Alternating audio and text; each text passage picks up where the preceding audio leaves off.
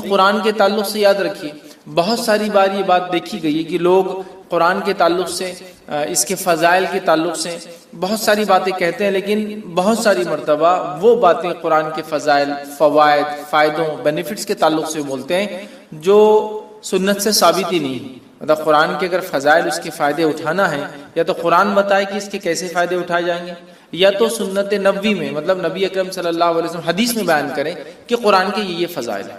لیکن آج ہم دیکھتے ہیں ہمارے پاس قرآن کے تعلق سے اتنی لا علمی ہے، اس پر ایمان لانے کے بعد جو اس کے حقوق ہیں کہ اس کو پڑھا جائے، اس کو سمجھا جائے، اس پہ عمل کیا جائے، اس کو دوسروں تک پہنچایا جائے، یہ تمام چیزوں سے ہماری زندگی اللہ رحم کرے خالی نظر آتی ہے۔ مطلب ایمان لانے کی جہاں تک بات ہے، بلیف کی جہاں تک بات ہے، تو ہم دعویٰ کرتے ہیں قرآن پہ ہم ایمان لائیں، لیکن باقی حقوق ترک کر دیتے ہیں۔ اسی طرح قرآن کے فضائل بھی ہے، ظاہر سی بات ہے، یہ کتاب بہت سارے جو ہے فائدے اپنے ساتھ لاتی ہے۔ اس کی تلاوت کے کئی فائدے ہیں، اتنے سارے کی جو بتائے گئے وہ بھی ہوتے ہیں، جو نہیں بتائے گئے وہ بھی ہمیں انشاءاللہ ملتے ہیں، کچھ دنیا میں ملیں گے، کچھ آخرت میں ملیں گے۔ لیکن قرآن کے تعلق سے کچھ فضائل گھڑ دیے گئے ہیں، لوگوں نے بنا دیے ہیں، لوگوں نے بتا دیے ہیں، عجیب و غریب فضائل مختلف صورتوں کے تعلق سے۔ اور ایسے بھی کچھ فضائل ہیں جو ثابت ہی نہیں ہے، چلیے کچھ ثابت ہے اور اس کو بڑھا دیا لوگوں نے۔ مطلب ایک چیز ثابت ہے کہ قرآن کی یہ صورت کی یہ فضائل ہے، اب لوگ بڑا چڑھا کر بتا رہے ہیں، تو یہ تو سمجھ میں آ رہا ہے کہ کچھ تو ہے، لیکن اس میں لوگوں نے اضافہ کر دیا، ایڈ کر دیا۔ حالت یہ ہے کہ کچھ بھی نہیں ہے جہاں، وہاں بھی اتنے ایڈیشنز کہ عجیب و غریب باتیں کہ یہ صورت کو اتنی بار پڑھ لے تو یہ فائدہ، وہ صورت کو اتنی بار وہ کر لے تو اس کا یہ فائدہ، یہ کام اتنی بار کر لے یا یہ صورت یہ آیت کو پڑھ لے تو فلاں فائدہ، جو کہ ثابت نہیں ہے۔ دیکھیے قرآن یقیناً مومنوں کے لیے شفا ہے، جیسے کہ اللہ رب العزت نے خود قرآن میں بیان کیا وَنُنَزِّلُ مِنَ الْقُرْآنِ مَا هُوَ شِفَاءٌ وَرَحْمَةٌ لِّلْمُؤْمِنِينَ، کہ ہم نے قرآن کو نازل کیا جس کے اندر شفا اور رحمت ہے مومنوں کے لیے۔ تو قرآن نے تو خود واضح کر دیا اس میں شفا بھی ہے اور رحمت بھی ہے، لیکن وہ شفا کیسے حاصل کرے اور رحمت کیسے ملے، یہ میں اور آپ تو نہیں طے کر سکتے نا۔ یہ تو جس نے نازل کیا، جس کا کلام ہے اللہ، وہ بتائے، یا جس پر نازل ہوا محمد رسول اللہ صلی اللہ علیہ وسلم، وہ بتائے۔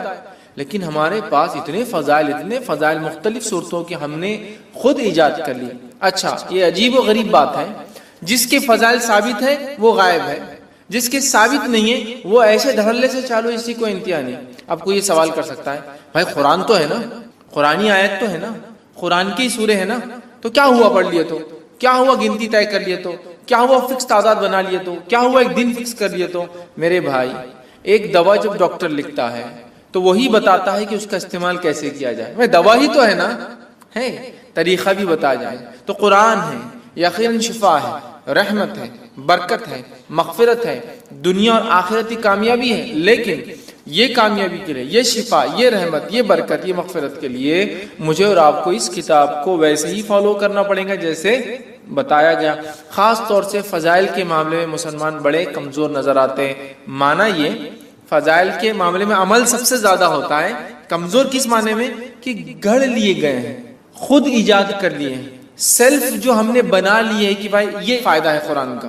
فضائل مطلب فائدہ، تو اب یہ تو یا تو قرآن بتائے میرا یہ فائدہ، یہ تو حدیث۔ تو بہت ساری قرآنی صورتوں کو ہم لوگوں نے خود بنا لیا ہے کہ اس کے یہ فضائل ہیں، اس کے یہ فوائد ہیں، اس کے یہ بینیفٹس ہیں، اس کے یہ ثمرات ہیں۔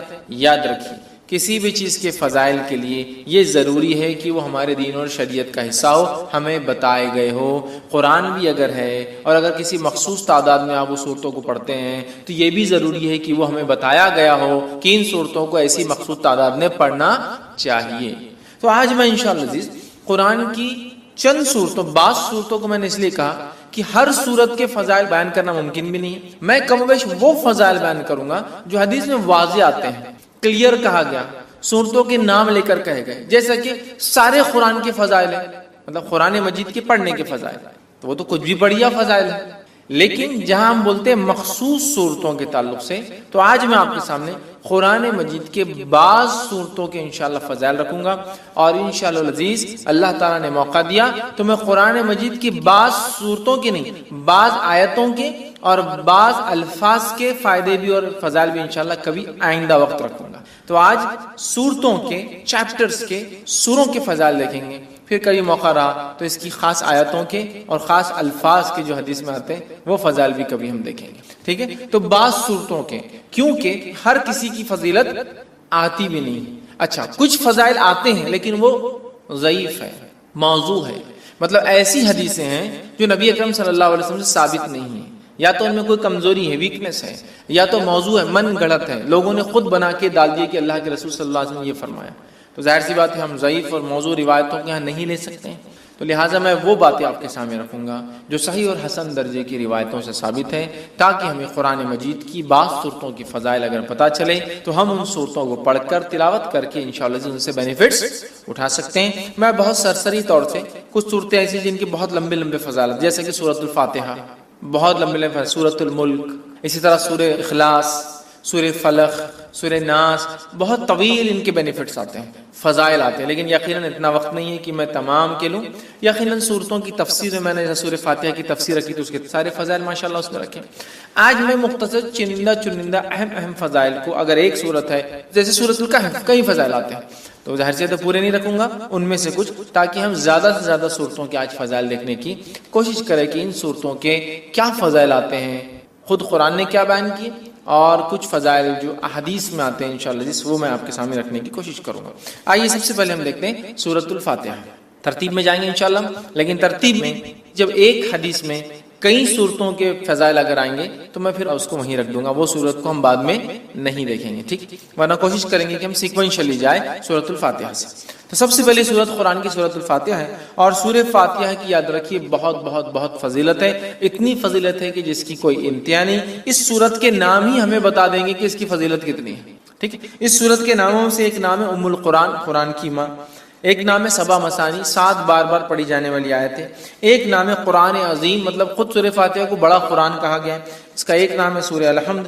اسی طرح سورۃ الشکر، سورہ الدعاء، سورہ الشافیہ، سورہ الکافیہ، سورہ کنز، شفا والی، کافی ہو جانے والی، خزانہ، ٹھیک ہے، دعا، تعریف، الحمد، کئی نام اس کے آتے ہیں. ان کے نام ہی خود بتاتے ہیں اس سورت کے کتنے سارے فضائل. اور فاتحہ اس لیے کہا جاتا ہے کہ اس سے قرآن شروع ہوتا ہے. فاتحہ افتتاح سے لفظ آتا ہے، اس کا مطلب فتح مطلب کھلنا، اوپننگ.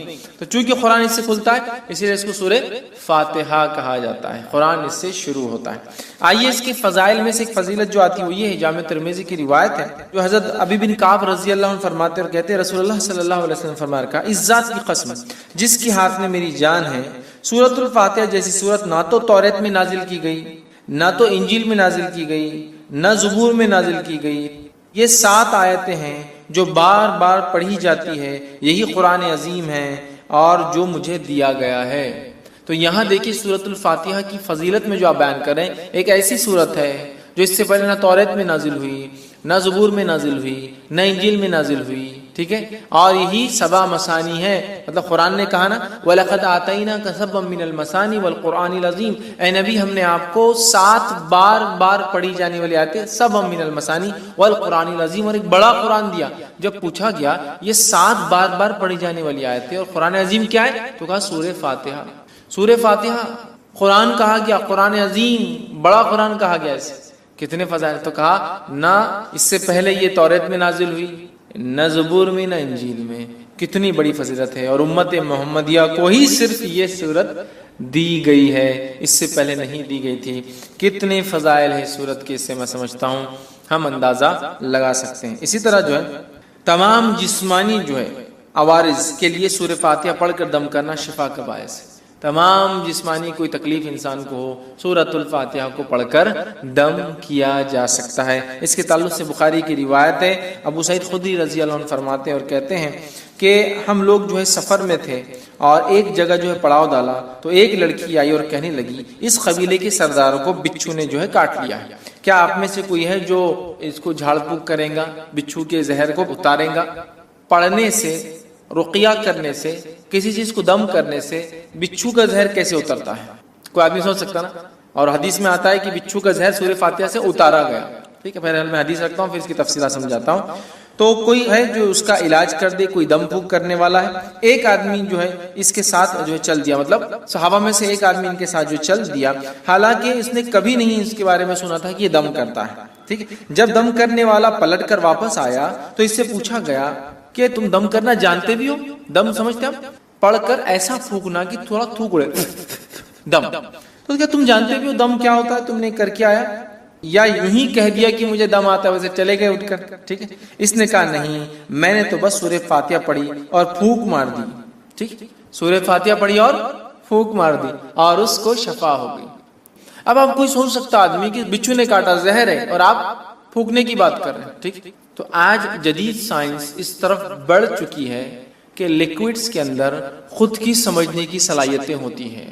معلوم آپ پانی کے تعلق سے ایک اسٹڈی آئی ہے کہ پانی پہ جب کچھ کلمات پڑھے جاتے ہیں تو پانی اپنے مالیکولز کو ریسٹرکچر کرتا ہے. معلوم، مطلب اس کو جب کچھ پڑھا جاتا ہے، جیسے ایک آدمی بسم اللہ کہہ کر پڑھے گا تو پانی اپنے آپ کو ریسٹرکچر کرے گا. معلوم، وہ آپ کے انسٹرکشنز کو سمجھ سکتا ہے. اب یہ الگ بات ہے کہ ابھی یہ اب ایک سائنٹیفک، ابھی اس کے لیے فیکٹس ایک لمبا وقت ہے، بٹ ابھی ہم کو پتا چل رہا ہے جو سائنس آج کی بتا سکتی ہے، لکوڈز جو ہوتے ہیں ان میں اپنی انڈرسٹینڈنگ ہوتی ہے اور وہ ریسٹرکچر کر سکتے، ری ڈیزائن کر سکتے اپنے آپ کو، سامنے والا کیا پڑھ رہا ہے. اگر اسی بات کو ہم ذہن میں رکھیں، جو آج ایک ابتدا ہے اس فیلڈ کی، ہو سکتا ہے آگے بہت ساری باتیں ہمارے سامنے آئے، یہ ابتدا ہے، تو ہمیں پتا چلتا ہے زہر بھی قسم کا لکوڈ ہے جو اندر جا رہا ہے. جب اللہ کا کلام پڑھ کے انسٹرکشنز مل رہے ہیں تو وہ ایکٹ کرتا ہے، اس میں ریئیکٹ کرتا ہے، ریسٹرکچر کر سکتا ہے اپنے آپ. جو زہر ہے وہ شفا میں بھی تبدیل ہو سکتا ہے. واللہ اعلم، یہ تو ابھی ابتدا ہے. آگے آگے دیکھیے جو ہے سائنس دنیا کیا کیا ثابت کرتی ہے جو اسلام نے پہلے ہی بتا دیا ہے نا. آج بہت ساری تھراپی جس میں صرف پھونکا جاتا ہے اور سہلایا جاتا ہے. دیکھا آپ نے مساج، خالی پھونکتے ہیں اور ایسا ایسا یوں کرتے ہیں، ملتے ہیں. صرف مساج نہیں، صرف یوں ملیں گے، سر پہ ہاتھ پھیریں گے، باڈی پہ ہاتھ پھیریں گے اور بولتے ہیں اس سے علاج ہوتا ہے. مطلب جرمنی میں ایک سائنٹسٹ ہے، وہ پاگلوں کا یا لوگوں کا علاج کرتا ہے جن کو مرگی وغیرہ کی بیماری، ایپیلیپسی وغیرہ ہوتی ہے، اور وہ ان کو، حالانکہ نان مسلم ہے، کرسچن ہے، تجوید کے ساتھ قرآن پڑھاتا ہے اور اس کی تجزیے کے مطابق، اس کے ایکسپیریمنٹس کے مطابق وہ کہتا ہے اللہ لفظ کو جو تجوید کے ساتھ پراپرلی برابر ادا کیا جائے ایسا آدمی پاگل نہیں ہوتا ہے.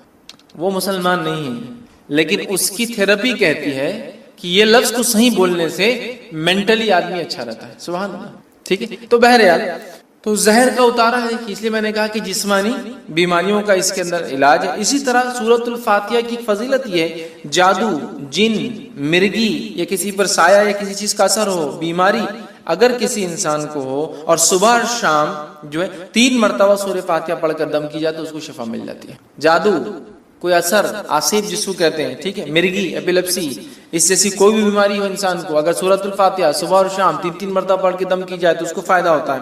جس کے تعلق سے ابو داؤد کی روایت ہے، ایک لمبا واقعہ ہے. خارجہ بن سلت رضی اللہ عنہ کا جو اس کے راوی، وہ کہتے ہیں کہ ان کے چچا نے روایت کیا کہ وہ ایک سفر میں تھے اور وہ ایک جگہ سے گزرے جہاں ایک آدمی کو لایا گیا جو زنجیروں میں جکڑا ہوا تھا، مطلب اس کو باندھا ہوا تھا رسیوں وغیرہ میں.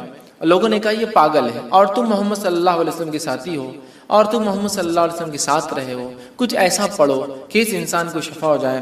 صحابہ اس کو صبح اور شام 3 مرتبہ سورہ فاتحہ پڑھتے اور اس پر دم کرتے، تھک تھکی لگا تھوکتے کرتے، اور وہ کہتے تھوڑے دن یہ کیا اور اس کے بعد وہ آدمی ایسا فریش ہو گیا جیسے کہ غلام تھا، آزاد کر دیا گیا، ایک دم اچھا ہو گیا، شفایاب ہو گیا. ٹھیک ہے، اور جو ہے روایت بہرحال لمبی اور بھی بہت ساری باتیں اس میں. ہم کو جو فضائل لینا تھا وہ یہ تھے کہ اس کے پڑھنے سے ذہنی بیماری، پاگل پن، مرگی، جن، سایہ، جو بھی بہرحال بولتے لوگ، نظر بد، سب کا علاج الحمدللہ اس سورت کے اندر ہے. ٹھیک ہے، آئیے دوسرے سورۃ البقرہ. سورۃ البقرہ کی کیا فضیلت ہے اس کے تعلق سے میں سمجھتا ہوں بہت زیادہ بتانے کی ضرورت نہیں. یہ بڑی مشہور اور معروف سورت ہے، قرآن کی سب سے بڑی سورت ہے.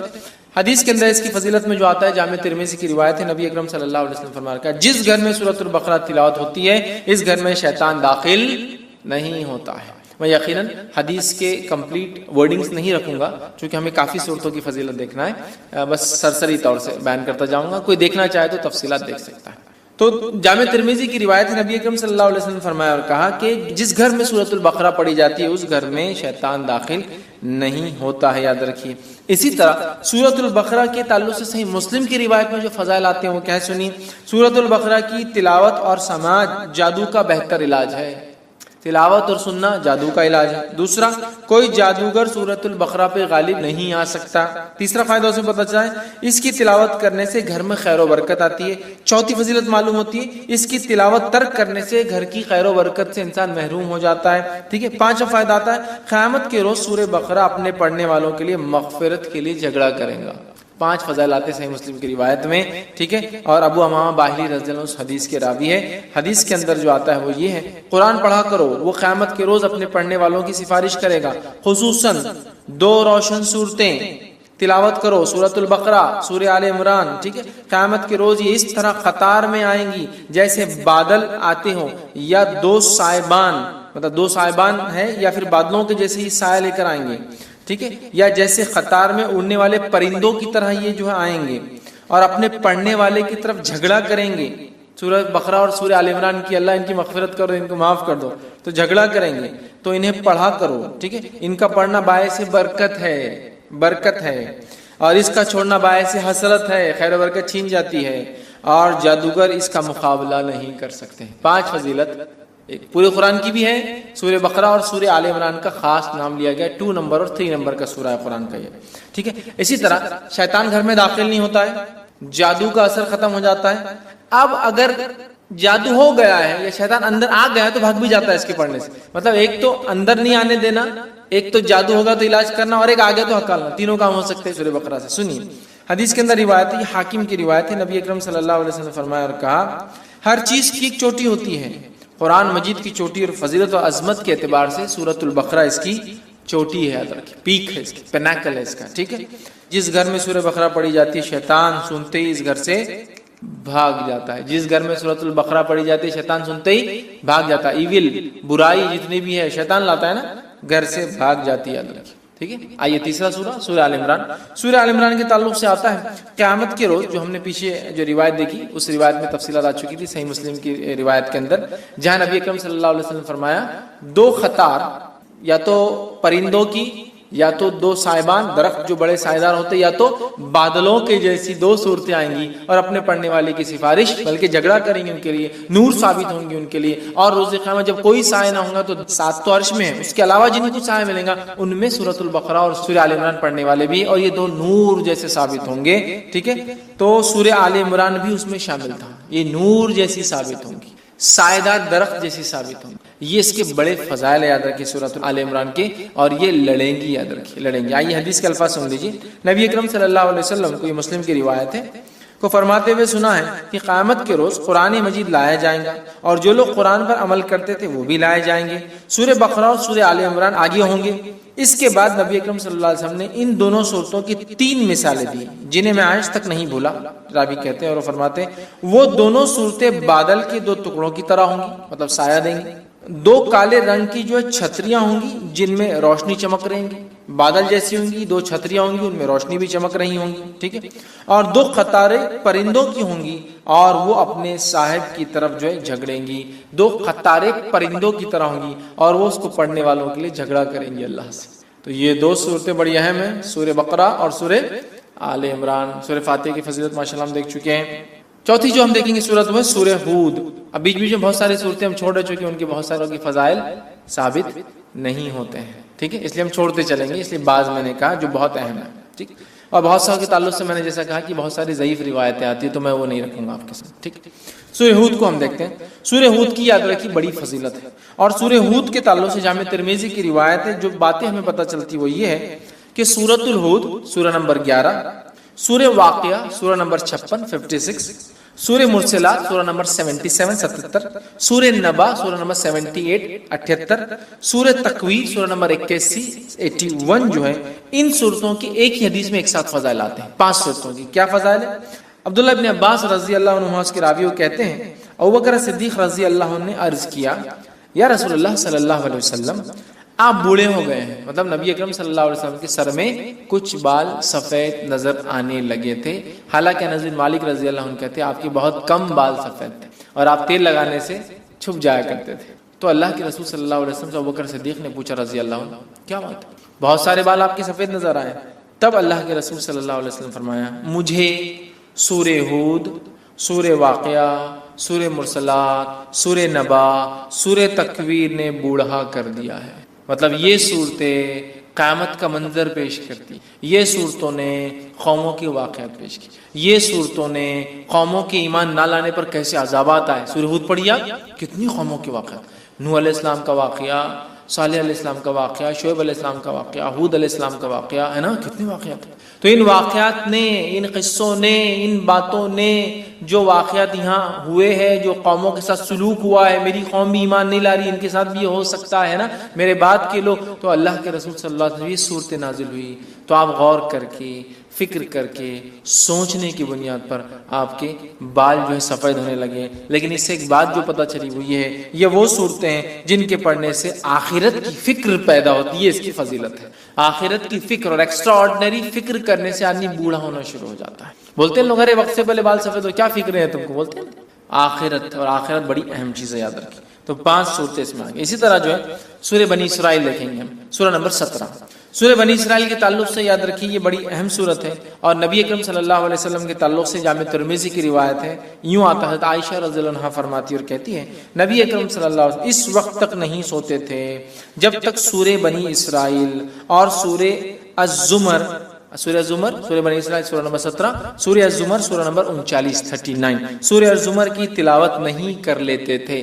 نبی اکرم صلی اللہ علیہ وسلم نہیں سوتے جب تک کہ 2 صورتوں کی تلاوت نہ کرتے، سورہ بنی اسرائیل، ٹھیک ہے، یا سورہ اسراء سورہ نمبر 17، اور دوسرا آپ فرماتی اور کہتی سورہ الزمر، سورہ زمر سورہ نمبر 39 نمبر کا یاد رکھیں. یہ 2 کی جب تک تلاوت نہ کرتے جب تک آپ سوتے نہیں تھے، یاد رکھیں. ٹھیک ہے، اس سے پتہ چلا نبی اکرم صلی اللہ علیہ وسلم جس صورت کی تلاوت کر کے سو رہے ہیں یقیناً وہ صورت بڑی اہمیت کی، بڑی بڑی بڑی اہمیت کی حامل ہے. ٹھیک ہے، تو یہ 2 صورتوں کے تعلق سے آتا ہے کہ آپ سونے سے پہلے اس کو تلاوت کیا کرتے تھے. آئیے آگے بڑھتے ہیں، سورہ نمبر 18 سورہ کہف دیکھتے ہیں. سورہ کہف بڑی مشہور اور معروف صورت ہے. صرف اگر اتنا کہہ دوں کہ نبی اکرم صلی اللہ علیہ وسلم نے تاکید کی کہ جمعہ کو پڑھا کرو ایوری فرائیڈے، تو میں سمجھتا ہوں اتنا ہی ہمارے لیے کافی تھا. بٹ اس کے کئی فضائل آتے ہیں الحمدللہ. سورہ نمبر 18 سورہ کہف کی جو فضیلت آتی ہے وہ یہ ہے، جو شخص اس کی ابتدائی 10 آیتوں کو حفظ کر لیں گا اور تلاوت کریں گا دجال کے فتنے سے محفوظ رہیں گا، دجال کے فتنے سے محفوظ رہیں گا. اور سورۃ الکہف کی ابتدا میں نوجوانوں کا واقعہ آتا ہے جو اپنے وقت کے بادشاہ کے فتنے سے محفوظ رہے، جس نے اپنے آپ کو معبود، رب، گاڈ ڈکلیئر کر دیا تھا. پورا واقعہ نا اصحاب کہف، دا پیپل آف دا کیو، غار والے لوگ ہے نا، پورا واقعہ اسی سے لفظ سورت کا نام بھی کہف آتا. سورہ نمبر 18 جو اس کی 10 آیتوں کا حفظ کر لیں گا اور اس کی تلاوت کریں گا فتنہ دجال سے بچ جائیں گا. اور آپ کو پتا ہے فتنہ دجال کیا ہے؟ فتنہ دجال وہ فتنہ ہے جس کے تعلق سے حدیث میں آتا ہے کہ آدم علیہ الصلوۃ والسلام اور نوح علیہ الصلوۃ والسلام نے اپنی قوم کو اس سے ڈرایا، حالانکہ ان کے زمانے میں آنے والا نہیں تھا، آخری نبی کے آئے تک نہیں آنے والا تھا، ہے نا، اور آخری نبی کے دور میں بھی نہیں آنے والا تھا، ان کے امتیوں میں آنے والا تھا. اور وہ بھی ہر امتی پہ نہیں آنے والا تھا، جو زمانے کے آخر وقت میں رہیں گے، جو ایمان کے اعتبار سے بڑے کمزور ہوں گے، تو ان میں جو مضبوط ہوں گے وہ بچ جائیں گے، ہے نا، ٹیسٹ ہوگا ایک طرح سے، امتحان. تو فتنہ دجال کا فتنہ وہ فتنہ ہے کہ آدم علیہ السلام، نوح علیہ السلام نے، اور حدیث میں آتا ہر نبی نے اپنی قوم کو اس سے ڈرایا. اور جب اللہ کے رسول صلی اللہ علیہ وسلم نے علامت قیامت بیان کی نا، حدیث میں آتا، راوی کہتے ہیں فجر کی نماز کے بعد نبی اکرم صلی اللہ علیہ وسلم نے کہا کہ میں تم سے نہ کہتا تھا دجال کے بارے میں، تمیمت داری جو کرسچن تھے، عیسائی تھے، وہ آج میرے پاس پہنچے 1 مہینے کے سفر کے بعد، اور انہوں نے مجھ سے ایک واقعہ بیان کیا، چونکہ وہ ایمان بھی لائے ہیں اس چیز کو دیکھنے کے بعد، اسلام قبول کر لیا ہے، اور انہوں نے دجال سے ملاقات کی ہے. میں نہ کہتا تھا تم سے.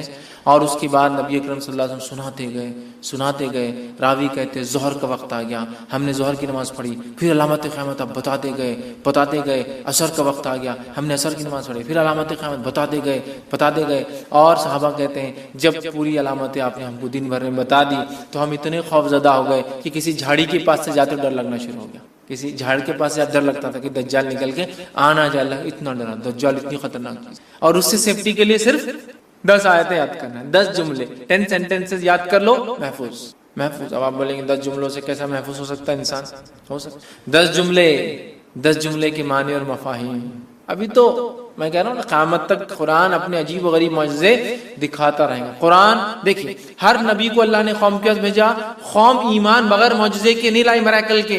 تو اللہ تعالیٰ نے اب چونکہ نبی نہیں بھیجیں گا تو ایک ایسا معجزہ میراکل قرآن بھیج دیا جو ہر دور میں اپنے آپ کو معجزہ ثابت کر کے رہے گا, ہر ایج میں ثابت کرے گا. نبی اکرم صلی اللہ علیہ وسلم کے زمانے میں عربی اور لغت کا ایج تھا, شاعری کا ایج تھا, قرآن نے ثابت کیا. اس کے بعد کے زمانوں میں فلسفوں کو لوگوں نے آگے کیا, قرآن نے ثابت کیا. آج سائنس اور ٹیکنالوجی قرآن ثابت کرتا ہے, کل کوئی اور دور ہوگا قرآن وہاں بھی اپنے آپ کو ثابت کرتا ہے. تو اس کی 10 آیتیں سورۃ الکہف کی صحیح مسلم کی روایت ہے. ابو درداء رضی اللہ عنہ فرماتے ہیں, کہتے ہیں رسول اکرم صلی اللہ علیہ وسلم فرمایا, جس نے سورہ کہف کی پہلی 10 آیتیں یاد کر لی وہ فتنے دجال سے محفوظ کر لیا گیا. یاد کرو, سمجھو اس کو, اس کے معنی مفہوم پہ غور کرو, فتنے دجال سے انشاءاللہ ہم بچ جائیں گے. ٹھیک ہے. اسی طرح جو ہے سورہ کہف کی آخری 10 آیت تلاوت کرنے والا فتنے دجال سے محفوظ رہے گا. پہلی 10 آیتیں یاد کرنے والا, آخری 10 آیتیں تلاوت کرنے والا محفوظ رہے گا. یاد بھی کر لے, یاد کرنا ہے تو مسئلہ نہیں. اور کچھ علماء لکھتے ہیں ہو سکتا ہے دونوں سے فائدہ, واللہ عالم. چونکہ طبرانی کی روایت میں الفاظ اس طرح سے, ابو سعید خدری رضی اللہ عنہ کہتے ہیں رسول اللہ صلی اللہ علیہ وسلم نے فرمایا, جس نے سورۃ الکہف کو اس طرح پڑھی جس طرح نازل ہوئی تو وہ اس کے لیے قیامت کے روز نور ہوں گی. مکہ سے لے کر جس جگہ وہ رہتا وہاں تک کے لیے نور. انڈیا سے وہاں پڑھے تو وہاں تک اتنا بڑا نور رہے گا, جس جگہ سے مکہ تک اتنا بڑا نور اس کے لیے ثابت ہوگا. اور جس نے سورہ کہف کی آخری 10 آیتیں پڑھی فتنے دجال سے, اس سے کوئی نقصان نہیں پہنچے گا. تو 10 آیتیں یاد کر لی تو بھی بچ گیا, آخری 10 آیتیں پڑھ لی تو بھی بچ گیا. ٹھیک ہے. اور میں بھی ہو سکتا دونوں بھی اس کا معنی ہو کہ پہلی بھی پڑھ لے, 10 بعد کی بھی پڑھ لے, انشاءاللہ انسان محفوظ. اسی طرح جمعہ کی روز سورہ کہف کی تلاوت کرنے والے کے لیے 2 جمعوں کے درمیان ایک روشن نور ہوتا ہے. 2 جمعے کے درمیان روشن نور ہوتا ہے. یہ حاکم اور بیہقی کی روایت ہے. اسی طرح جو ہے سورہ کہف کے بعد سورہ فتح, سورہ فتح یہ قرآن کی 48 نمبر کی سورت 48. ٹھیک ہے. سورہ فتح کے تعلق سے جو ہے آپ صلی اللہ علیہ وسلم فرمایا اور کہا کہ دنیا وما فیہا کی ہر نعمت سے زیادہ یہ سورت مجھے محبوب ہے. دنیا اور اس میں جو کچھ ہے اس سے زیادہ مجھے یہ سورت محبوب ہے, پسندیدہ ہے, میں اس کو چاہتا ہوں. کیوں؟ بخاری کی روایت ہے, ہم جانتے ہیں سورہ فتح نازل ہوئی تھی اس کی ابتدا جب حدیبیہ 6 ہجری کا واقعہ ہے. عمرے کے لیے صحابہ اور اللہ کے رسول صلی اللہ علیہ وسلم گئے, مشرکین نے آنے نہیں دیا. ایک ٹریٹی سائن ہوئی, ایک پیکٹ سائن ہوا, صلح سائن ہوئی, دستخط ہوئی, جس کو صلح حدیبیہ کہتے ہیں. اور صحابہ پریشان تھے, دل میں تھوڑے سے ملال کر رہے تھے کہ ہم جنگ لڑتے ہیں ان سے, ہم کو آنے نہیں دیتے. اللہ کے رسول صلی اللہ علیہ وسلم لیکن امن کو پسند کیا جنگ کے مقابلے میں. تو اللہ رب العزت نے جب یہ ہو گیا تو اللہ نے فرمایا انا فتحنا لک فتحا مبینا, اے نبی ہم نے آپ کو کامیابی دی, ایک کھلی کامیابی. صحابہ وہ خوش ہو گئے کہ ہم کو تو دنیاوی لگ رہا تھا, ہم تو معاہدہ کر کے پیچھے رہ گئے. قرآن کہہ رہا ہے فتح مبین ہے. تو آپ سے فرما رہے اس سے زیادہ مجھے کوئی صورت پسند نہیں. اس کے تعلق سے ایک طویل لمبا واقعہ ہے. عمر ابن خطاب رضی اللہ عنہ نے اللہ کے رسول صلی اللہ علیہ وسلم ایک مسئلہ پوچھا, بخاری کی روایت. یہ مسئلہ کب پوچھا؟ جب آپ نبی اکرم صلی اللہ علیہ وسلم تھوڑی سی پہلے بحث کر چکے تھے. واقعہ معلوم ہے نا. حضرت عمر رضی اللہ عنہ آئے, اللہ کے رسول صلی اللہ علیہ وسلم کہا کہ اللہ کے رسول صلی اللہ علیہ وسلم کے ہم حق پر نہیں ہیں. آپ نے کہا تو ہم لڑتے کیوں نہیں, کیوں صلح ہو رہی ہے؟ آپ نے خاموش. پھر گئے ابوبکر صدیق رضی اللہ عنہ کے پاس, کا مسئلہ کیا ہے؟ ہم حق پر نہیں ہے تو کہا ہے, پھر لڑتے کیوں نہیں؟ ابوبکر صدیق خاموش رہے, کہ اللہ کے رسول خاموشی اختیار کی نا, مل گیا نا جواب. اب شاید اس کے بعد یہ سوال کریں, روایت میں تفصیلات نہیں آتی, میں سمجھ رہا ہوں اس کی ترتیب سے. حضرت عمر نے مسئلے کا سوال پوچھا, آپ نے جواب نہیں دیا. پھر پوچھا, آپ نے جواب نہیں دیا. پھر پوچھا, 3 بار پوچھا, آپ خاموش.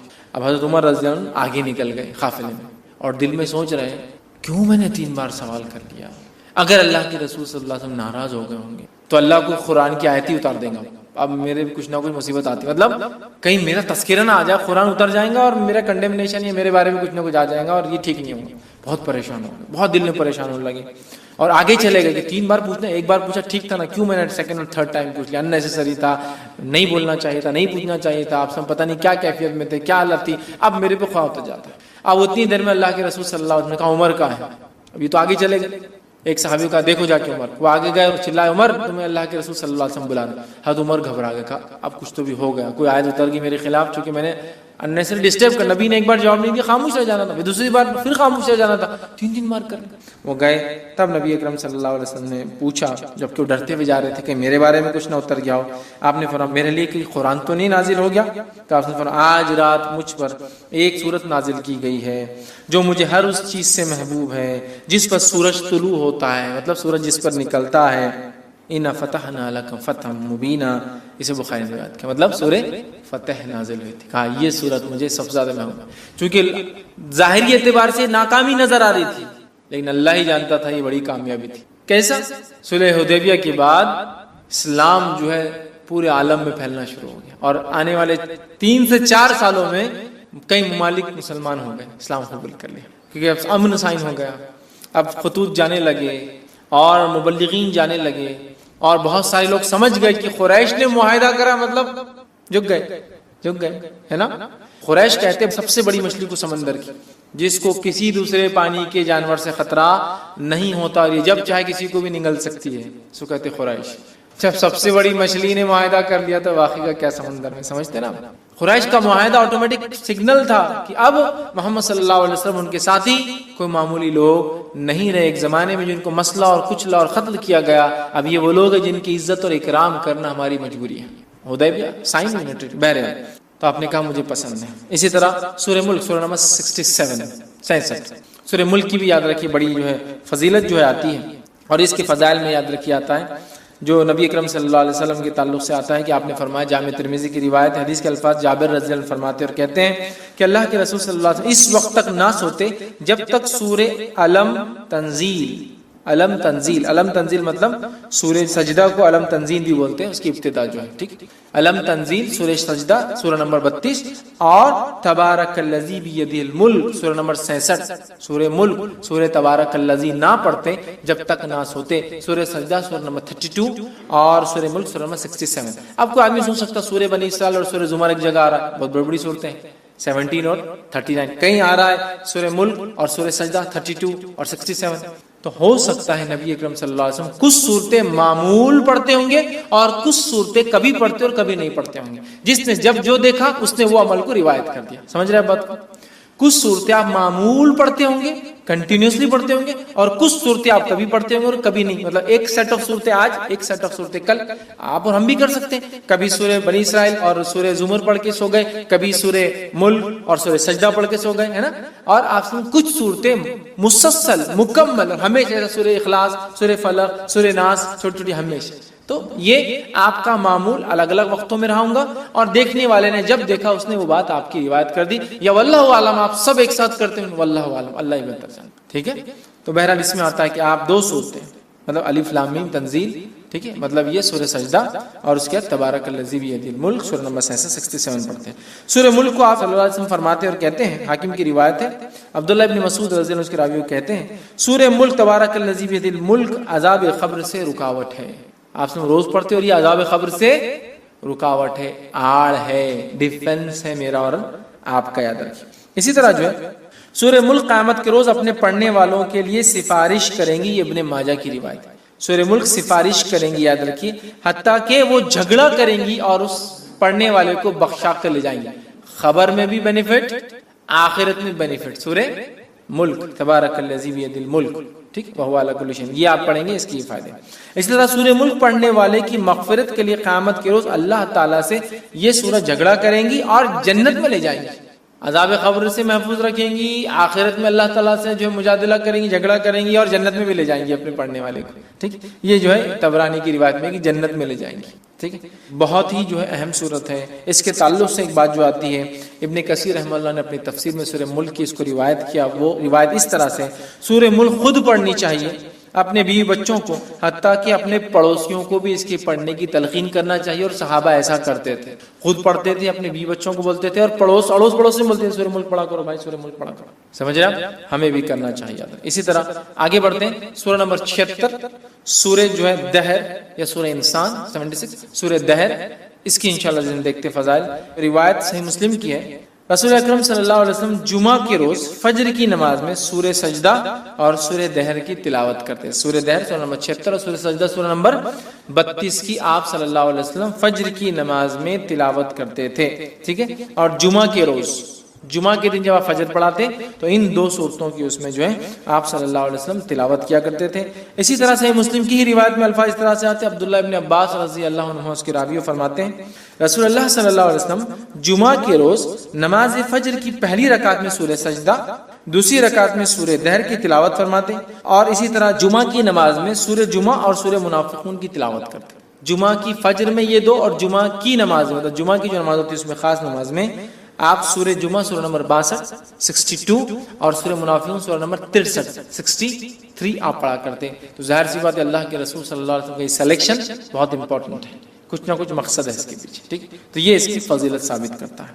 اسی طرح نبی اکرم صلی اللہ علیہ وسلم کے تعلق سے آتا ہے کہ آپ جو ہے مسبحات پڑھے بغیر نہیں سوتے.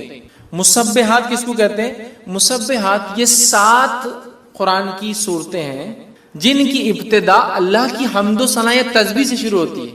جیسے فار ایگزامپل مثال کے طور پہ سورہ نمبر 17 سورہ بنی اسرائیل، سبحان الذی اسری بعبدہ، سبحان. مسبحات وہ صورتیں جن کی فرسٹ آیت میں اللہ کی حمد و ثنا اور تسبیح ہے. سمجھ رہا؟ مسبحات اس کو کہتے ہیں. ٹھیک ہے. سبح اسم ربک الاعلی ہے نا، سورہ اعلیٰ کی پہلی آیت مسبحات کہتے ہیں. تو ایسی 7 صورتیں ہیں جو اللہ کی حمد و ثنا سے ان کی پہلی آیت شروع ہوتی ہے، اس کو کہتے ہیں مسبحات. تو ایک روایت میں آتا جامع ترمذی کی، نبی اکرم صلی اللہ علیہ وسلم، جس کے راوی جو ہے ارباز بن ساریہ رضی اللہ عنہ کہتے ہیں نبی اکرم صلی اللہ علیہ وسلم سونے سے پہلے مسبحات کی تلاوت فرمایا کرتے تھے اور ارشاد فرماتے تھے ان میں ایک آیت ایسی ہے جو 1000 آیت سے بہتر ہے. ایک آیت کون سی ہے؟ مخفی، چھپا ہوا ہے، ہڈن. یہ قرآن کے چھپے ہوئے خزانوں میں سے خزانہ ہے. جیسا حروف مقطعات ہے نا، چھپے ہوئے خزانے قرآن کی، چھپی ہوئی چیز ہے، ویسا ہے. ایک ہے کوئی جو 1000 کے برابر ہے. مسبحات میں کون کون سے آتا ہے؟ وہ صورتیں جن کی ابتدا اللہ کی حمد و ثنا سے شروع ہوتی ہے، ایسی 7 ہیں. اور اللہ کی حمد و ثنا پہ ختم ہونے والی صورتیں بھی 7 ہیں.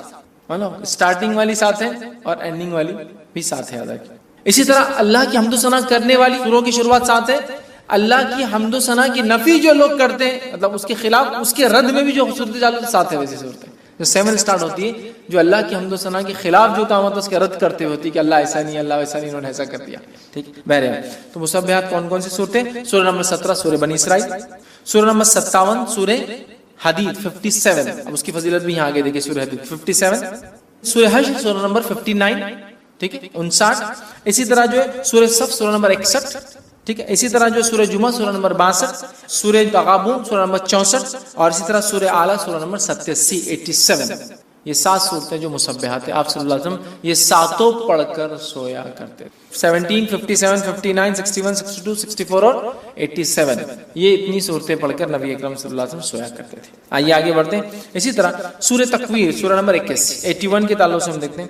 سورہ تکویر کے تعلق سے نبی اکرم صلی اللہ علیہ وسلم فرماتے ہیں، یہ جو ہے جامع ترمذی کی روایت آپ نے فرمایا، جو شخص اپنی آنکھوں سے قیامت کا منظر دیکھنا پسند کرتا ہے وہ سورہ تکویر، جو شخص اپنی آنکھوں سے قیامت کا منظر دیکھنا پسند کرتا ہے وہ سورہ تکویر سورہ نمبر 81 پڑھے، سورہ انفطار سورہ نمبر 82 پڑھے اور سورہ انشقاق سورہ نمبر 84 یہ 3 صورتیں پڑھے. اس کے سامنے قیامت کا منظر ظاہر ہے. جو شخص قیامت کا منظر اپنی آنکھوں سے دیکھنا چاہتا ہے وہ 3 صورتیں پڑھے. پہلا سورہ تکویر سورہ نمبر 81، دوسرا سورہ انفطار سورہ نمبر 82 اور تیسرا سورہ انشقاق سورہ نمبر 84. یہ پڑھے قیامت اپنی آنکھوں سے ہم دیکھ لیں. اس کی فضائل کیا ہوں گے؟ اس کا مطلب فضائل یہ ہے کہ اس کو پڑھنے سے آخرت یاد آتی ہے، قیامت یاد آتی ہے. انسان وہ مناظر دیکھتا ہے جو مناظر تب ہونے والے ہیں، یقیناً وہ انٹینسٹی ہم کبھی نہیں سمجھ پائیں گے، لیکن کچھ نہ کچھ ایک پکچر سامنے آ جاتا ہے نا. تو بہرحال وہ چیز اس سے جو ہے ظاہر ہوتی ہے. تو یہاں 81 کی فضیلت بھی آ گئی، 82 کی بھی آ گئی، 84 کی بھی آ گئی. اللہ کام بیچ بہت ساری صورتوں کے بیچ میں ایسا ایک الفاظ میں سورہ حدید 57 کے بیچ میں آ گئی، حالانکہ میں نے ترتیب میں نہیں لیا تھا چونکہ ایک حدیث کا حصہ تھا. آئیے اسی طرح سورہ اعلیٰ سورہ نمبر 87 کی کیا فضیلت ہے. سورہ اعلیٰ کے تعلق سے آتا ہے نبی اکرم صلی اللہ علیہ وسلم، یہ صحیح مسلم کی روایت ہے، نماز عیدین اور جمعہ کی نماز کی پہلی رکعت میں سورہ اعلیٰ اور دوسری رکعت میں سورہ غاشیہ تلاوت کرتے ہیں۔ جمعہ کی نماز میں اور عیدین کی نماز میں پہلی رکعت میں سورہ اعلیٰ، دوسری رکعت میں سورہ غاشیہ تلاوت کرتے ہیں۔ سورہ اعلیٰ سورہ نمبر 87، سورہ غاشیہ سورہ نمبر 88۔ تو 87 اور 88 دو آیتوں کی آپ ایک کے بعد ایک تلاوت کیا کرتے تھے۔ کتنی اہم بات ہے، کتنی اہم فضیلت ہے، اندازہ لگایا کہ آپ صلی اللہ علیہ وسلم اس کو تلاوت کیا کرتے تھے جمعہ اور عیدین کی نماز میں۔ پہلی رکعت میں سورہ اعلیٰ، دوسری رکعت میں سورہ غاشیہ۔ ہمیں بھی چاہیے اس کی تلاوت کرے، عموماً ہم دیکھتے ہیں بہت سارے لوگ کرتے بھی ان دوستوں کی تلاوت جمعہ کی نماز میں اور عیدین کی نماز میں، تو اس سے بھی اس کی فضیلت پتہ چلتی ہے۔ اسی طرح جو ہے نماز وتر کی پہلی رکعت میں نبی اکرم صلی اللہ علیہ وسلم سورہ اعلیٰ پڑھتے ہیں، زیادہ تر پہلی رکعت میں سورہ اعلیٰ پڑھتے ہیں، دوسری رکعت میں سورہ کافرون پڑھتے ہیں، تیسری رکعت میں سورہ اخلاص پڑھتے ہیں۔ ٹھیک ہے، تو اس سے بھی اس کی فضیلت پتہ چلتی ہے سورہ اعلیٰ کی، کہ آپ صلی اللہ علیہ وسلم اس کو نماز میں پڑھا کرتے تھے، یاد رکھیے۔ اور خاص طور سے یہ سورہ غاشیہ سورہ نمبر 88، اس کی فضیلت آ گئی کہ یہ بھی نبی اکرم صلی اللہ علیہ وسلم جمعہ اور عیدین کی نماز میں اس کو تلاوت کرتے تھے۔ ٹھیک، اسی طرح جو ہے سورہ نمبر 109 سورہ جو ہے الکافرون، اس کی فضائل بھی دیکھتے ہیں۔ ایک مرتبہ سورہ الکافرون پڑھنے کا ثواب 1/4 قرآن پڑھنے کے برابر ہے، جیسا سورہ اخلاص کو ایک مرتبہ پڑھنے کا ثواب 1/3 قرآن پڑھنے کے برابر ہے، سورہ کافرون کے پڑھنے کا ثواب 1/4 مطلب پاؤ قرآن پڑھنے کے برابر ہے۔ کیوں؟ اس لیے کہ سورہ کافرون میں کفر کا رد ہے، کفر کا رد ہے نا، مطلب ہم جن چیزوں کی عبادت اللہ کے علاوہ دنیا میں ہوتی ہے سب کا انکار کرتے ہیں اور کہتے ہیں قل یا اہل الکافرون لا اعبد ما تعبدون، میں اس چیز کی عبادت نہیں کرتا ہوں جس کی تم عبادت کرتے ہو۔ سمجھ؟ تو ہم کیا کر رہے ہیں؟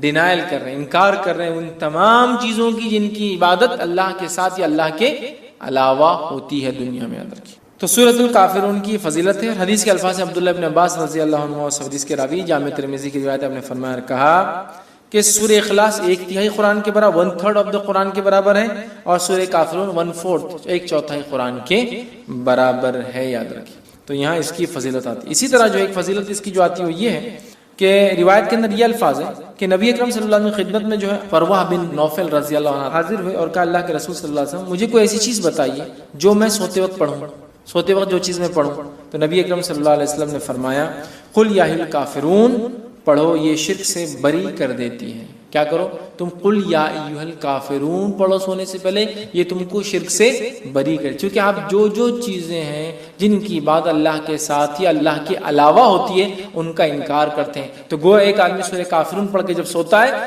شرک سے برات کر کے، نفرت کا اظہار کر کے کہ میں بری ہوں جن چیزوں کی عبادت تم اللہ کے علاوہ، جن چیزوں کو تم ایسوسیٹ کرتے ہو اللہ کے ساتھ، میں ان سے بری ہو کر سو رہا ہوں۔ تو ایک صحابی کو آپ نے فرمایا رات میں سوتے وقت کیا پڑھنا چاہتے ہو؟ سورۃ الکافرون پڑھ کر تم سو۔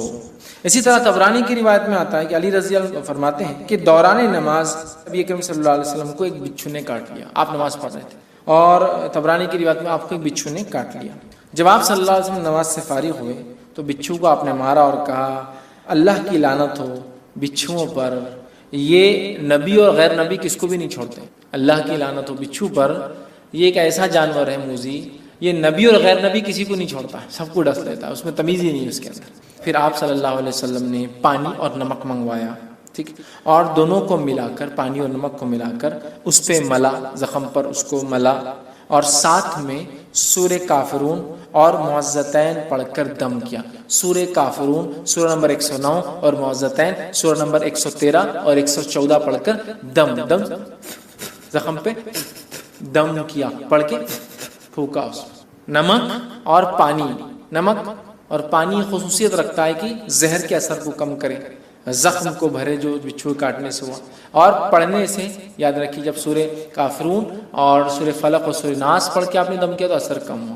ایک روایت میں آتا ہے کہ آپ نے سورہ اخلاص، سورہ فلق اور سورہ ناس پڑھی، ٹھیک ہے۔ تو اس میں ہم یہ کہہ سکتے چونکہ دونوں روایتیں صحیح ہیں، تو ہو سکتا ہے ایک واقعے پہ آپ نے یہ پڑھا ہو یا ایک واقعے پہ آپ نے یہ پڑھا ہو، اللہ عالم جو بھی ہو، چونکہ ایک روایت میں اخلاص اور معوذتین اور ایک میں کافرون اور معوذتین کے الفاظ بہرحال آتے ہیں، ٹھیک۔ اسی طرح جو ہے جامع ترمذی کی روایت ہے بیت اللہ شریف کا طواف کرنے کے بعد 2 رکعت نماز سے پہلے نبی اکرم صلی اللہ علیہ وسلم پہلی رکعت میں سورہ کافرون اور دوسری میں سورہ اخلاص پڑھتے ہیں۔ طواف کر لیا آپ نے، پھر آپ مقام ابراہیم کے پاس جاتے ہیں، جو 2 رکعت پڑھتے ہیں تو نبی اکرم صلی اللہ علیہ وسلم کا طریقہ رہا سننا، ضروری نہیں کسی کو نہ یاد ہو تو کوئی مسئلہ نہیں، پہلی رکعت میں سورہ کافرون اور دوسری رکعت میں سورہ اخلاص آپ پڑھا کرتے تھے، ٹھیک ہے، تو اس سے بھی پتہ چلتا ہے اس کی اہمیت۔ نسائی کی روایت ہے 3 وتر کی نماز میں نبی اکرم صلی اللہ علیہ وسلم پہلی رکعت میں سورہ اعلیٰ 87 سورہ نمبر، دوسری رکعت میں سورہ کافرون 109 109 اور تیسری رکعت میں سورہ اخلاص 112 نمبر کا سورہ پڑھا کرتے تھے وتر میں، 3 رکعت وتر جب آپ نماز پڑھتے تھے۔ آئیے آگے بڑھتے ہیں، سورہ نمبر 112 سورہ اخلاص کے فضائل۔ سورہ نمبر 112 سورہ اخلاص ہے، میں سمجھتا ہوں اسے کتنے فضائل ہے اسی کوئی انتہا نہیں، اس لیے کہ اس سورت کا نام بتاتا ہے اخلاص۔ اخلاص کا معنی ہوتا ہے پیور، خالص، بغیر ملاوٹ کا۔ اخلاص نے کیا کیا؟ سورۃ الاخلاص نے رب اور رب کیا نہیں ہے اس کو فرق کر دیا، گاڈ کیا ہے اور کیا نہیں ہے اس کو ڈیفرینشیٹ کر دیا، اس لیے اخلاص صاف کر دیا، کلیئر کر دیا، پیور کر دیا، کسی بھی قسم کی ملاوٹ باقی نہ کی، رب کون ہے اور کیسا ہے۔ اخلاص، الاخلاص، سورۃ الاخلاص، خالص کا بولتے ہیں نا، خالص سونا، خالص دودھ ہے نا، مطلب پیور گولڈ، پیور ملک، خالص، ساری گندگیوں سے، برائی سے، کمزوریوں سے پاک، عیب سے پاک، ٹھیک۔ سورۃ الاخلاص، سورۃ الاخلاص، سورہ اخلاص پڑھنے والوں سے اللہ تعالیٰ جو ہے محبت فرماتا ہے۔ سورہ اخلاص جو لوگ پڑھتے ہیں اللہ تعالیٰ ان سے محبت فرماتا ہے۔ مسلم کی روایت ہے، ماں عائشہ رضی اللہ عنہا فرماتی اور کہتی ہے کہ اللہ کے رسول صلی اللہ علیہ وسلم نے ایک شخص کی قیادت میں لشکر بھیجا، مطلب ایک شخص کی قیادت میں، لیڈرشپ میں ایک بٹالین، ایک لشکر جو ہے آپ نے بھیجا۔ وہ صاحب جب نماز پڑھاتے تو اپنی قرأت میں سورہ اخلاص پر ختم کرتے، مطلب جب بھی نماز پڑھاتے جو ختم کرتے نماز تو اینڈنگ سورہ اخلاص، مطلب اگر ایک سورہ پڑھا تو دوسرا سورہ اخلاص آخر میں ہوتا ہی تھا، اینڈنگ سورہ اخلاص۔ آنے کے بعد لوگوں نے کہا اللہ کے رسول صلی اللہ علیہ وسلم یہ صاحب کیا کرتے تھے، ہر نماز کے اینڈ میں سورہ اخلاص ایڈ رہتا تھا ان کا ایڈیشن، تو ختم کرتے۔ جب لشکر واپس آیا تو لوگوں نے رسول اللہ صلی اللہ علیہ وسلم ذکر کیا، آپ صلی اللہ علیہ وسلم نے ارشاد فرمایا اس سے دریافت کرو ایسا کیوں کرتا تھا۔ لوگوں نے اسے دریافت کیا، جا کر پوچھا تم ایسا کیوں کرتے تھے، تو اس نے جواب دیا یہ سورہ رحمان کی صفت بیان کرتا ہے، یہ سورہ رحمان کے، رب کے اوصاف، کیریکٹرسٹکس بیان کرتا ہے۔ قل هو اللہ واحد، کہہ دو وہ اللہ ایک ہے، اللہ الصمد، اللہ بے نیاز، لم یلد ولم یولد، ٹھیک ہے، لم یلد ولم یولد، وہ کسی سے پیدا نہیں ہوا اور اس کے کوئی ماں باپ نہیں، مطلب نہ اس نے کسی کو پیدا کیا، نہ وہ کسی سے پیدا ہوا، نہ وہ اس کے کوئی ماں باپ ہے، نہ اس کو بیوی ہے، نہ اس کے کوئی بچے ہیں، ولم یکن لہ کفوا احد، اور اس جیسا دوسرا کوئی نہیں۔ تو رب رحمان کی صفت یہ سورت بیان کرتی ہے، تو اس شخص نے کہا مجھے چونکہ اس میں رحمان کی صفتیں بیان ہوتی ہے اس لیے میں اس کو پڑھتا ہوں، لہٰذا میں اسے پڑھتا ہوں اور اس کو پسند بھی کرتا ہوں چونکہ اللہ کی صفتیں ہیں۔ یہ سن کر رسول اللہ صلی اللہ علیہ وسلم نے فرمایا اسے جا کر بتا دو کہ اللہ تعالیٰ بھی اس سے محبت کرتا ہے، کیونکہ وہ رحمان کی صفتوں کی وجہ سے سورہ اخلاص پڑھتا ہے، اللہ تعالیٰ بھی اس سے جو ہے محبت کرتا ہے، ٹھیک ہے۔ اسی طرح جو ہے ایک مرتبہ سورہ اخلاص پڑھنے کا ثواب 1/3 قرآن کے پڑھنے کے برابر ہے، 1/3 قرآن پڑھنے کے برابر ہے، صحیح مسلم کی روایت، 1/3 یاد رکھیے، کتنی اہم بات ہے، اس لیے کہ اس میں توحید ہے، توحید بڑی اہم بات ہے، ہم مسلمانوں کو ضرورت ہے اس توحید کو سمجھے، جس توحید کے کلمے کو، جس کو ہم کہیں گے جس توحید کے سورت کو پڑھنے کا ثواب 1/3 قرآن کے برابر ہے، اس توحید کو سمجھیں۔ ہم توحید کو کبھی نہیں سمجھتے، اللہ ہم پہ رحم کرے، اور شرک میں ہماری زندگیاں گزری چلی جا رہی ہے، ٹھیک ہے، یہ بڑی خطرناک بات ہے، ہمیں توبہ کرنا چاہیے۔ تو سورہ اخلاص کی ضرور ہم تفسیر پڑھے، یاد رکھیں، ٹھیک۔ اسی طرح سورہ اخلاص سے محبت اور اس کی کثرت سے تلاوت جنت میں جانے کا باعث ہے، اس سے محبت اور کثرت سے اس کی تلاوت جنت میں جانے کا باعث ہے۔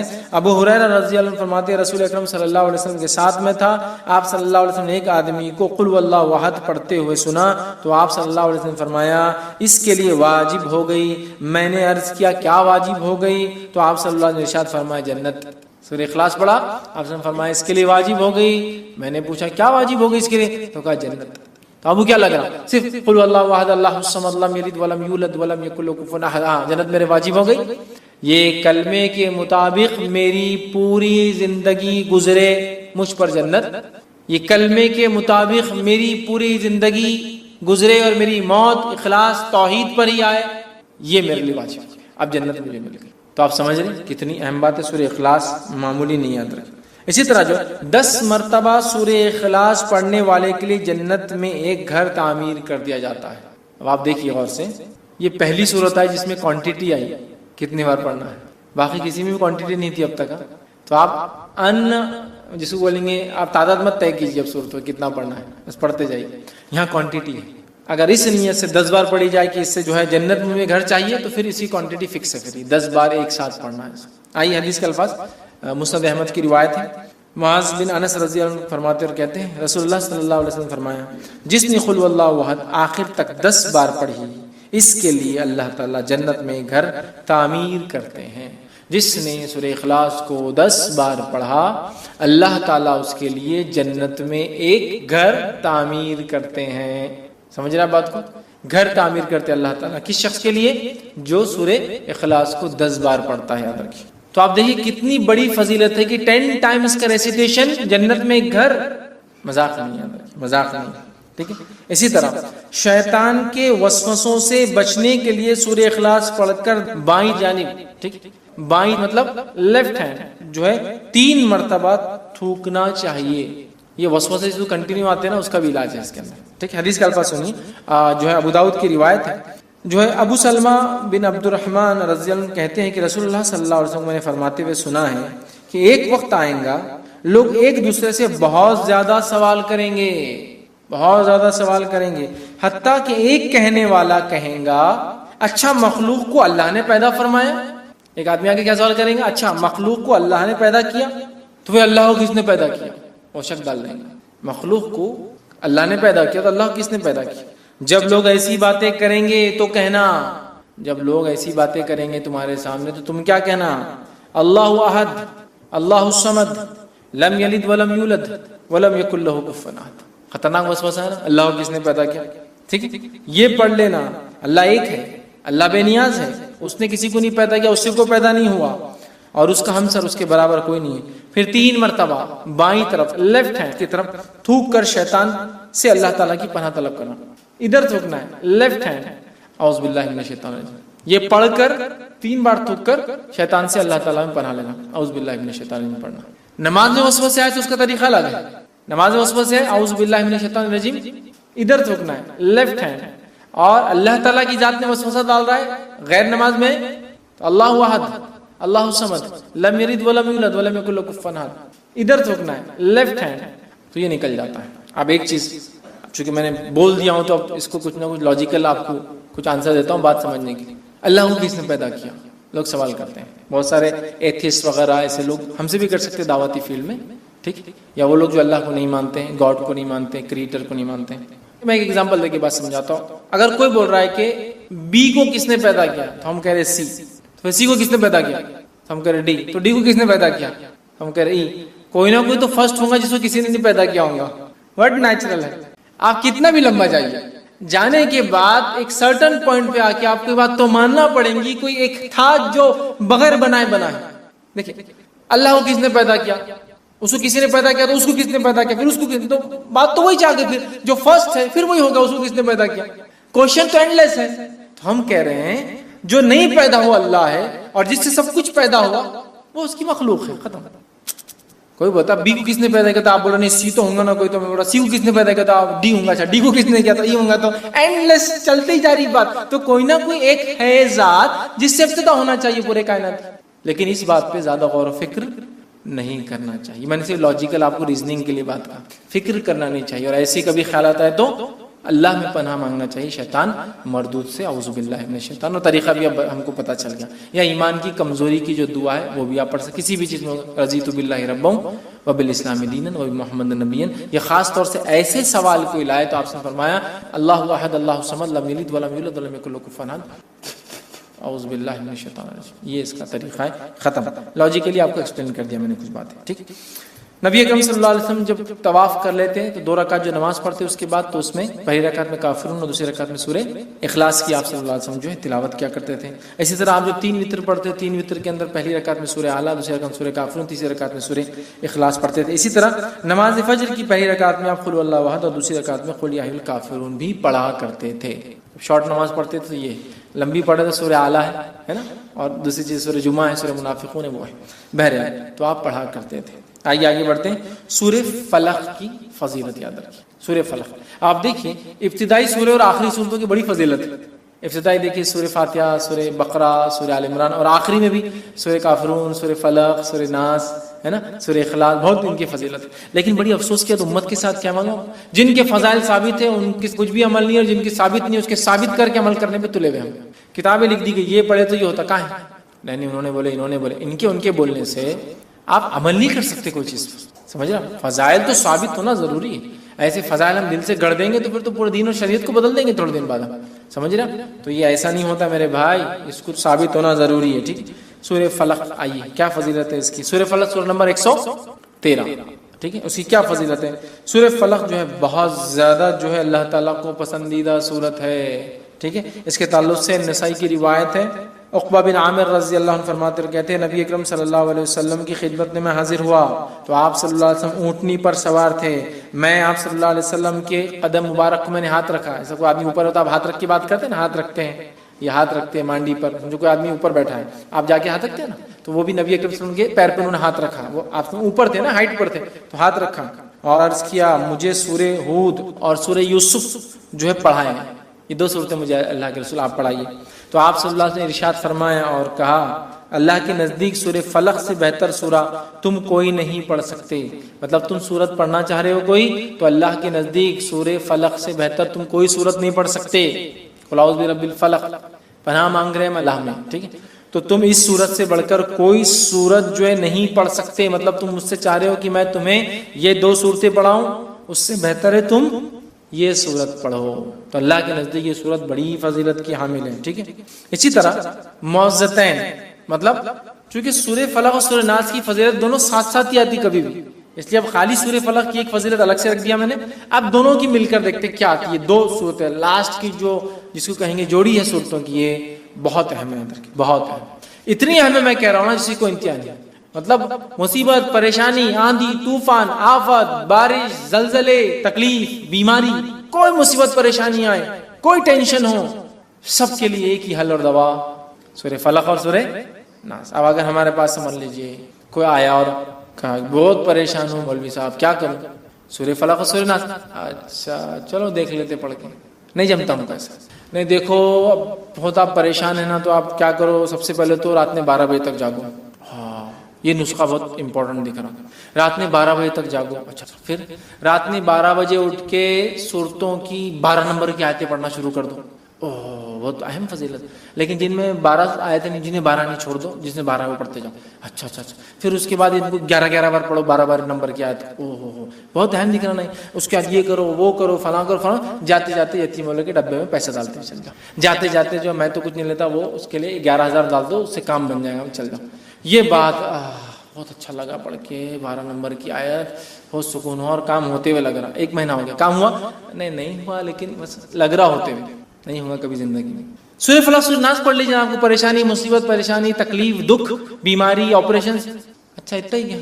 مطلب جو ہے وہ ماننا نہیں ہے, جو نہیں ہے اس کو منوا کے, عمل کر کے, تکلیف اٹھا کے, مشقت کر کے, تو وہ بات ہم کو سمجھ میں بہت جلدی آتی ہے. آپ کو مصیبت ہے, آپ فلاں کیجیے, آپ کو یہ ہے بھائی حل, آسان ہے. لیکن پھر اثر کیوں نہیں ہوتا ہم کو. ہم اب جتنا بول رہے ہیں آپ سورہ فاتحہ, سورہ فلق روز پڑھ رہے ہیں. وہ ایمان, وہ بلیف, وہ یقین, وہ امید, وہ اس کے معنی اور مفہوم پہ غور کرنا, اور پھر وہ لو لگا کر وہ کرنا, اور یہ صورتوں کو پھر پڑھنا, پھر اللہ تعالیٰ سے مانگنا, اور یہ اعتماد کر لینا کہ اس کے علاوہ کچھ نہیں, یہی ذریعہ تھا جو میں نے اپنا لیا. اثرات آپ کو نظر آئیں گے. سب کر لیے, یہ بھی کر کے دیکھ لیتے ہیں, معاملہ فنش. اس لیے کہ اب قرآن اور اس کی باتیں یا اللہ کے رسول کی زبان نکلی باتیں یہ ایک دیکھ لیتے ہیں, نہیں یہی ہے. اثرات دیکھیں گے, اثرات دیکھیں گے. آئیے معوذتین, سورہ فلق سنت کو معوذتین کہتے ہیں. ٹھیک, اللہ تعالیٰ کی پناہ طلب کرنے کے لیے معوذتین سے بہتر کوئی سورہ نہیں ہے. معوذتین آفات آسمانی, آسمانی آفت کیا کیا ہو سکتی ہے, جو بھی آسمان سے آتی ہے. آفت آسمانی مثلا طوفان, زلزلہ, سیلاب, قحط سالی, آندھی, سالہ باری, برف, اولے پڑتے ہیں وغیرہ بھی اللہ کی پناہ مہیا کراتی ہے. حدیث کا الفاظ سنیے. عقبہ بن عامر رضی اللہ عنہ فرماتے اور کہتے ہیں, یہ ابو داؤد کی روایت, آپ نے فرمایا کہ میں جو ہے جحفہ ایک جگہ کا نام ہے, اور ابوا دوسری جگہ کا نام ہے. جحفہ اور ابوا کے درمیان ہم رسول اللہ صلی اللہ علیہ وسلم کے ساتھ جا رہے تھے. اچانک ہمیں آندھی اور شدید تاریکی نے آ لے گا. آندھی آپ نے کبھی سینڈ اسٹارم دیکھا ہے؟ ایسا اندھیرا ہوتا ہے کہ رات کا اندھیرا ہی پھیکا پڑتا ہے اس کے ساتھ. تو وہ آندھی آئی اور اندھیرا تاریکی ہو گئی. تو فرماتے آندھی اور شدید تاریکی نے آ لیا.